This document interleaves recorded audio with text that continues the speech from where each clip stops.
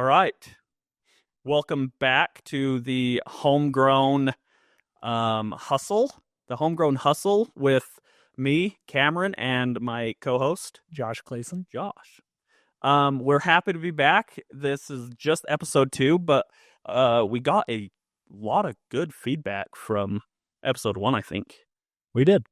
So I think a lot of people do shout outs at the end, but we're pretty excited about the feedback we got. So yeah, I think we should give a few shout outs. absolutely. I like when the shout outs come at the beginning because then maybe people stay. But then again, if you keep them on their edge of their seat to know who's going to get shouted out. Maybe we'll save one for the very end. Yeah, maybe we'll save one. But it's not Peyton's turn to be at the end. So a big shout out to Peyton Clayson. So yeah, he might be a little biased about how our podcast is because he has a relative in it, but he also provided a lot of great feedback for us and wanted us to cover a couple things. So hopefully we'll be able to get into some of that today, as well as the show goes on. Yeah, he might be my cousin, but he definitely is not afraid to tease me either. So yeah, if he wanted to let loose, he would. So I think that's kind of cool to hear back from family. Absolutely. Absolutely. We also had some really great feedback and some questions posed to us by Kaylee Thompson. Yeah. She is someone that we've known for quite a long time and used to work with her many, many moons ago. Yeah. What did you call her? We're gonna make our executive producer with all the ideas she had. She did. It was awesome. I loved that she reached out. She definitely watched it. Like, he had some really good feedback that she wanted to hear more on. I don't think my wife even watched it. Mine did not. I don't think mine did either.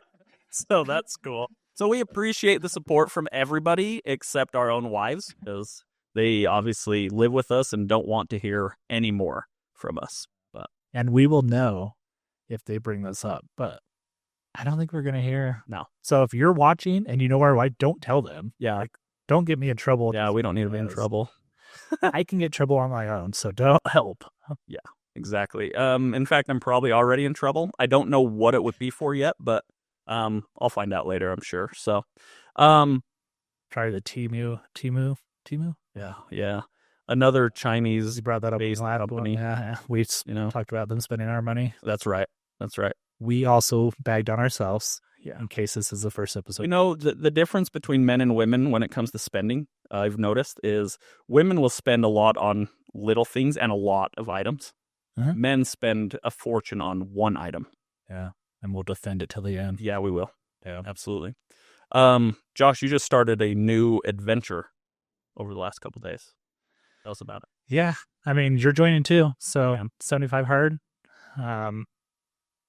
If you've done 75 hard, leave it in the comments below so that we can read that and hear your success stories.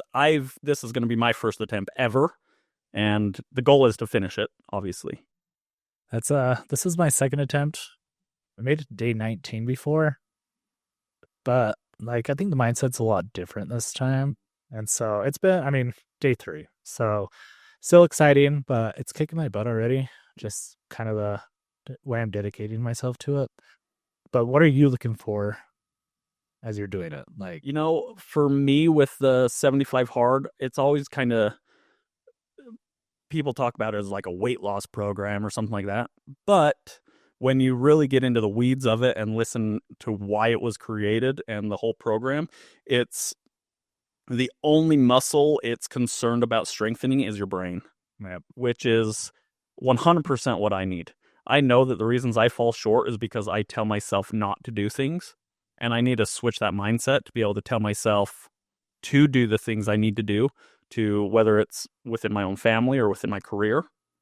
And that's what I'm looking forward to getting out of this the most. So honestly, yeah. And so Cameron might have to leave 4 times during this because his bladder, but we have to drink a gallon a day. All bladder. But he wanted this prop around here just to show that, yeah, if you see him run out, that's why. We got our water consumption, and it's the hardest part of this challenge for me is to drink water, because I am a caffeine addict. I love my Mountain Dew. I love my Monsters. So water is not easy for me. No, I mean, you know me, I drink 3 to 4 monsters a day, Red Bull, whatever. And so that's part of my little diet plan is I'm not drinking any. And so obviously I have my other diet foods staying away from and stuff I'm sticking to, but I think that's one beating me up the most right now is I'm only drinking my coffee black and ugh, not drinking all the other caffeine, so or sodas, anything like that. Water sucks too. I mean, it all sucks, but we live in Utah So and why are you doing the 75 hard? I want to challenge myself. I've read so many different books, and this is one where I'm like, kind of the mindset is just forcing my body to do something, but also my brain to overcome that. And really, the feedback I've got from people that've done it, they're just very supportive. So I think it's kind of a group I want to kind of talk with more. Yeah. So I don't know if you've kind of put it out there yet, and people reach out to you with their tips, tricks. Really, everybody says is there's no failing. It's do or die. Like Right. there's no second guessing. It's you do it or you fail. Right. And that's what I got out of you sent me a podcast episode from the creator. Yeah, from Andy. Andy. And that's kind of one of the main things that he reiterated so many times, that it's like, you're supposed to read 10 pages of a physical book every single day. Yep. If you read 9 pages, you failed. And reading has never been my thing. I hate reading with a burning passion. It is the most boring thing ever. But that's the point of this challenge, is to tell your mind that you can do something. Even if you don't want to do it, you can do it. Yeah, and just push through. And that's, I think, just kind of what I want to accomplish this year is pushing through and just like completing things. And why not just do one of the hardest ones I can find and just apply myself? Yeah. Absolutely. This 75 hard is 100% just to build my mental fortitude so that I can apply it to my marriage. I can apply it to being a father, being a son, and then being a good friend, but also being the best loan officer that I can be, and doing the hard things. And we'll move to the next one. But before we do, how dumb are we? We started this in February in Utah, and we have to go outside in 15 degrees and walk for 45 minutes. So we were texting last night. We're both doing it, and we're like, "What are we doing?" Yeah, my exercise consisted of shoveling my driveway. Where I have a 4-wheeler with a plow on it. I have a nice snow blower that I could have had it done in 10, 15 minutes, but I'm like, no, I'm going to suffer through this because I need to do this outdoor exercise. So I walked a billion steps in 15-degree weather, just shoveling snow. So yeah, I actually mapped out a 45-minute walk, so I don't have to like think of how I just know the path. Mm-hmm. But it was all black ice, and I have a dog, and he was pulling me, but it was downhill, so it was like I couldn't just go. And it was fun. It's great. So one of the things that was kind of brought to us that people wanted to know is, like, as a loan officer, what are some of your biggest pet peeves? Or, like, as far as a question goes that you get asked, or during the loan process, like, what is it that you're like, oh, that just grinds your gears? I'll give you 2 pet peeves. One mortgage, one non. Excellent. You know the other one. It's I hate the feel of something. All right. Talk about that one second. So it's weird. This one's a double-edged sword for mortgage related, and I'm sure you're the same way. As the question, what are rates? Like, that's a great question if we are actually like talking and we're in the process and I've actually seen your stuff and I know what we're looking at on a program wise. It's really annoying when you're at Walmart and some random person's just like, what a rate. I'm like, what do you mean what are rates? So Yeah. there's so many different options. We're going to talk programs a little bit here too. Programs can change it. Credit score, how much you owe on the home. Is it a refi? Is it cash out? Is it invest? Like, there's so much that goes into it. Yeah. That I can't just tell you one rate unless I know more about you. Right. So my favorite response to a realtor when they ask what are rates, I respond, what is house price? Because they'll look at me like I'm crazy. Like, well, where are you buying? What kind of house are you getting? Like, it's the same. Like, yeah, it's tailored to that individual house for the house price, and these rates are going to be tailored to the individual person. Not you're not going to get the same interest rate as me. No. So we might be close, but it's not going to be identical. Right. And if you're a vet and you have VA, it's going to look a lot different than me as a conventional or me as an FHA. So we'll get into that. I mean, I do want you to ask me the question though. Like Absolutely. we want you to come to us to ask this, but just know we need to know a little bit more too. Yes. But It's always so much easier to give you a good answer if we have a background of it. And submitting an application is completely free. Yeah, you might have to spend a little bit of your time to put it all together and stuff like that. And then, but it's free. and we could do a soft Yeah. poll, soft scenario. Also Just free. give you like more of a what we actually are looking at. If you give me a lot of info over the phone, I can tell you like, well, the last time somebody in a similar situation, it might have looked like this, but I can't quote you a rate because I Right. don't have something to quote it, and we have certain guidelines we're held to. Also illegal for us to quote rates Yeah. if we don't include more information. And the billboards you see, they don't know you either. Are you putting down 25%? Right. Do you have an 800 score? Are you paying 2 percentage points, 1%? That's those billboards have that really fine print that's telling you kind of how they got it. Mm-hmm. Still not your rate. So still ask us, but Yeah. pet peeve. It's still a good conversation. It's still something that we'll talk to you about. But Other pet peeve, I freaking hate napkins. this one's so weird. That's It's so weird. the sound of them, the feel of them, they hurt my teeth. And I know people say don't eat I'm not eating the napkin. Oh my gosh. I just don't like. I like cloth ones. Yeah. I will purposely, if we go to lunch or something like that, I will purposely try to hand him a napkin because I know this about him. I know that it's a sensory type thing that it's like, Yeah. I don't know. Hurts my teeth. Like it's like styrofoam when you break it. And people are like they kind of clench. Yeah. Nails on a chalkboard. That's what a napkin does to me. And So weird. you wrapped everything in napkins for my birthday once in my office. So Yeah, that was when we worked with Kaylee. yeah. Well, she probably helped, and so you both. You can go to hell. That No. was aggressive. Hey, that's my bad. So that's okay. As far I don't know if I have a pet peeve that I think of just right off the top of my head. I'm sure You fans probably. It's always Yeah. pet peeve. Just kidding. Hey, we said we won't We'll swear. start do We said we won't swear on live.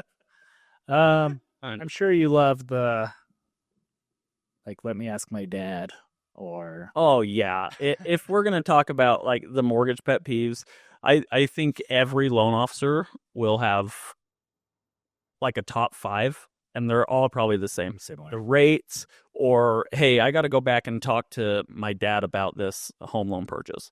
Okay, it's good to get advice. Like that's not what we're saying, but also be an adult. Like this is going to be your purchase. Get the advice from more than one source, but make sure they're sources that actually focus on it daily. Our entire job is looking at rates and home prices and everything. Same with your realtor. Like that is their job. They don't necessarily look at the rates, but their job is to look at all these different homes and find the best deals. And our job isn't to screw you over. Our job is to not screw you over. And when someone comes back to me and says, well, this is what my dad said, or this is what my uncle, second removed from my mother's side, who knew my grandpa's farmer, like none of that makes sense. Like, why are we even having that conversation? My payment was $500 in 1970. Yeah, in 1970 with a 14% interest rate and a $15,000 house. Like, way different. And so that's probably top. Realtors have that one too. Yeah. I had a phone call today where I talked to the dad and the clients all together. Love that. And I think that helps because I was able to kind of jump on a Zoom and show them what I was meaning, and it kind of clicked in his head. But their agent also has a preferred, so that's kind of where it was being pushed until I could get them all on the phone and be like, here's where it's different, and just kind of map it out. So yeah. A lot of times the parent won't talk to you, though. They want to just play their game. Right. I recently just had a client that was out working with their realtor, and the realtor got back to me and said, yeah, we ended up having the in-laws there with us as we were showing homes. And my first thought is like, oh, great. I bet that was awesome. I'm sure that was a lot of fun. But she relayed that the parents were like, you need to buy this house. Like, if you wait, it's going to be so much worse, and da da da da. And I'm like, oh, they have common sense. Like, that makes sense. It is good. If you go back over the 100 years, there's what, 2, 3 years where the actual depreciation, like not media saying house prices drop. They're just seeing let's say COVID, things shot up 20%. And then the next year is up 5%, but they see it as, oh, it dropped 15%. Right. No, it slowed, which was a healthy slow. We don't want to keep going up 5%. So when you see a parent that's like, they see the value in having a home and investing, and that's a pretty good track history. Like comparing that to a stock market, Yeah. just And kind of safety behind it. and along the same lines of like appreciation, I was just asked the question not long ago of like, when you get an appraisal done on your house, and you're in the purchase, what is a negative side of having a higher appraisal? Is there any?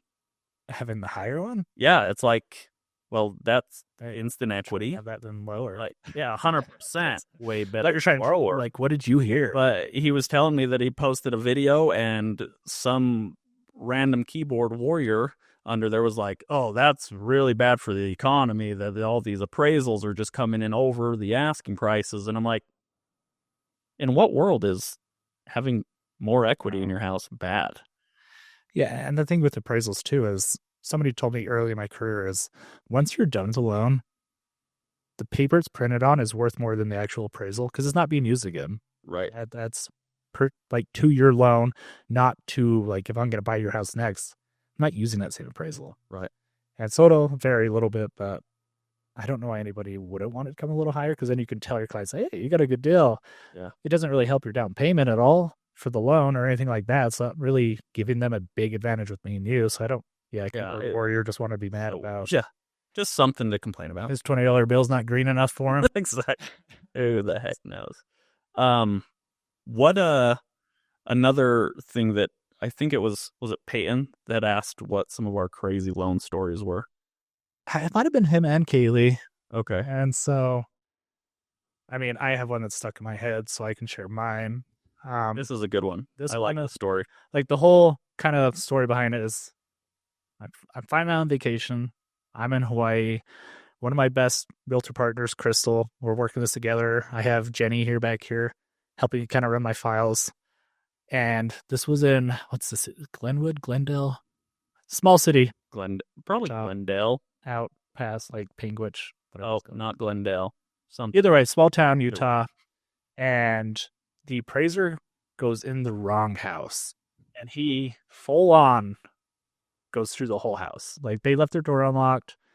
He just small city Utah. That's what people do. We leave our doors unlocked and we got guns. Like that's right. So he goes through the whole home, takes pictures, sends the appraisal, and it's the wrong house. And so then he's mad at us. I'm like, you had the right address. You went to the wrong place. He wanted us to like pay him again to have him go do a second appraisal. I'm like, you never did the first appraisal. So we we find the owners of the house he walked through and we make that right. I think they got a copy just for like, let's just not be weird about it. But I can't imagine like just with Ring cameras nowadays, just be like, oh, dude is literally walking through my house with cameras, taking pictures. Like he's coming back. Like, what's he here for?